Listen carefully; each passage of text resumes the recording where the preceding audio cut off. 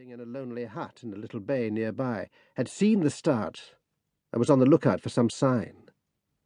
He called to his wife just as the sun was about to set.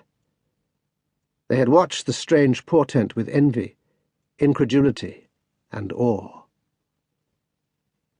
The impious adventurers gave no other sign. The sailors, the Indian, and the stolen burro were never seen again. As to the mozo, a Sulaco man, his wife paid for some masses, and the poor four-footed beast, being without sin, had been probably permitted to die. But the two gringos, spectral and alive, are believed to be dwelling to this day amongst the rocks, under the fatal spell of their success.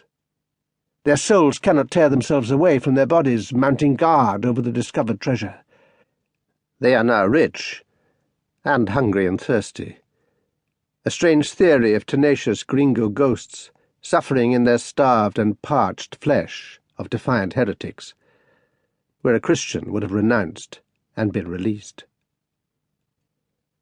These, then, are the legendary inhabitants of Azuera, guarding its forbidden wealth. And the shadow on the sky on one side, with the round patch of blue haze blurring the bright skirt of the horizon on the other, mark the two outermost points of the bend, which bears the name of Golfo Placido, because never a strong wind had been known to blow upon its waters. On crossing the imaginary line drawn from Punta Mala to Azuera, the ships from Europe bound to Sulaco lose at once the strong breezes of the ocean. They become the prey of capricious airs that play with them for 30 hours at a stretch sometimes.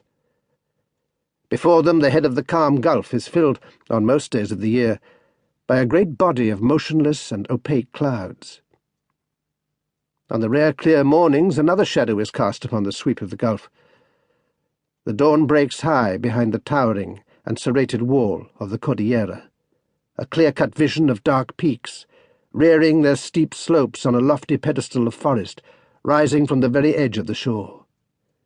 Amongst them the white head of Higuerota rises majestically upon the blue. Bare clusters of enormous rocks sprinkle with tiny black dots the smooth dome of snow.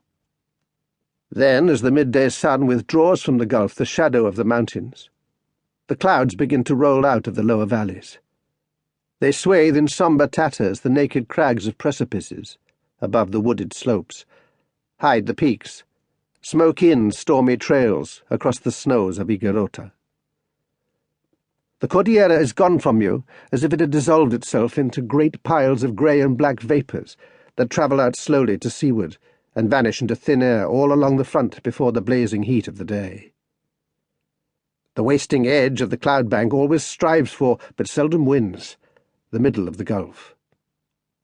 The sun, as the sailors say, is eating it up, unless perchance a sombre thunderhead breaks away from the main body to career all over the gulf till it escapes into the offing beyond Azuera, where it bursts suddenly into flame and crashes, like a sinister pirate ship of the air, hove to above the horizon, engaging the sea.